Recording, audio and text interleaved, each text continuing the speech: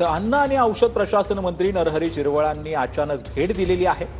दूध विक्रीच्या ठिकाणी नरहरी झिरवळांनी अचानक भेट दिली आहे। ही थेट आणि लाईव्ह दृश्य आपण सध्या पाहतो आहोत। अन्न आणि औषध प्रशासन मंत्री नरहरी झिरवळ हे सध्या दूध विक्रीच्या ठिकाणी भेट देत आहेत। दूध भेसळीच्या अनेक तक्रारी ज्या आहेत त्या मिळत असतात आणि त्यानंतर आता अन्न आणि औषध प्रशासन मंत्री नरहरी झिरवळ हे ते पाहणी करताना पाहायला मिळाले।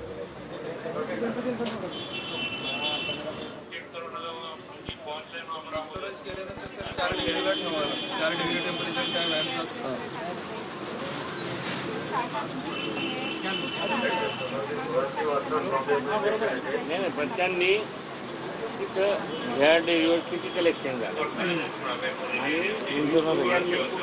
किती पाठवतं समजेल आपल्याला। आता आपण त्या गाडीतला स्टॉक घेतो,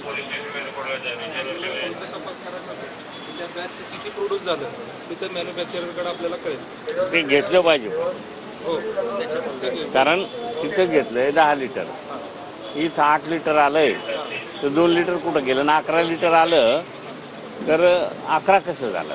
आता सर ह्या व्हॅनमध्ये भरून त्यांच्या डिस्ट्रीब्युटरकडे डिस्ट्रीब्युट होत असते। जसं आपण वाढवतो तसं त्या गाडीत किती स्टॉक आहे हे तर कळतो आपल्याला, पण फेल आल्यानंतर आपल्याला त्या बॅचचं किती प्रोड्यूस झालं त्या युनिटला आपल्याला कळून जाईल।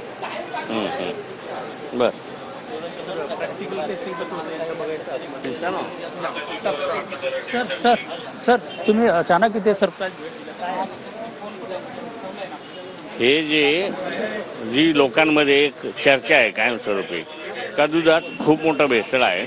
महाराष्ट्रात येणारं दूध म्हणजे मिळणारं दूध आणि प्रत्यक्ष विक्री होणारं दूध याच्यात फार मोठा फरक आहे। तर बघू बरं काय नेमकं आहे, म्हणजे आपला आरोप नाही का हे सगळंच काही पाणी टाकून किंवा केमिकल टाकून करतात, पण आपल्याकडे जर यंत्रणा आहे, डिपार्टमेंट आहे एवढं मोठं, तर त्याचं काम म्हणून आपल्याला पाहिलं पाहिजे ना।